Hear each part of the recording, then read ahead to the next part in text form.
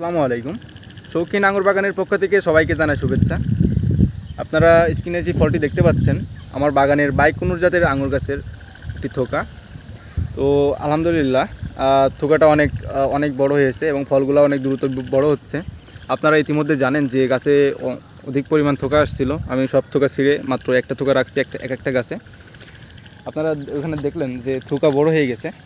যদি আপনাদেরকে এই গাছে দেখাই, এই গাছে লক্ষ্য করলে দেখতে পারবেন এই গাছে থোকা আসছে, এ একটা থোকা এবং এ একটা থোকা।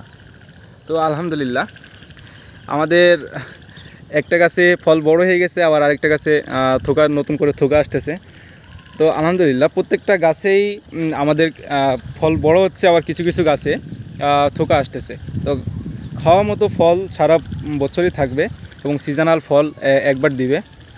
তো পরে যে গাছগুলো লাগাইছিলাম প্রত্যেকটা গাছে আলহামদুলিল্লাহ ফল আসতেছে, ওই একটা এবং যে বড় গাছে যে ফলগুলো ছিল সেগুলো যদি আপনাদেরকে দেখাই,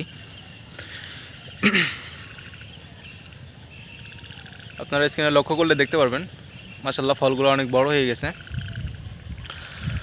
আমাদের প্রত্যেকটা গাছে আলহামদুলিল্লাহ এক থোকা করে ফল আমি রাখছি দেখার জন্য। তাছাড়া আমি অধিকাংশ ফলই ছিঁড়ে ফেলছি। আপনাদেরকে যদি এই ফলটা দেখাই, দেখবেন এই গাছের ফলটা মাশাআল্লাহ অনেক বড় হয়েছে, থোকাটা অনেক বড় হয়েছে এবং ফলগুলো অনেক দ্রুত বড় হচ্ছে। তো আমাদের প্রত্যেকটা গাছেই এক থোকা করে ফল রাখা আছে।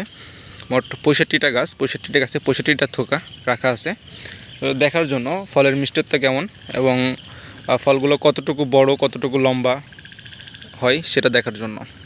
তো সবাই পাশে থাকবেন এবং সাপোর্ট করবেন। ভিডিওটা এই পর্যন্তই। আসসালামু আলাইকুম।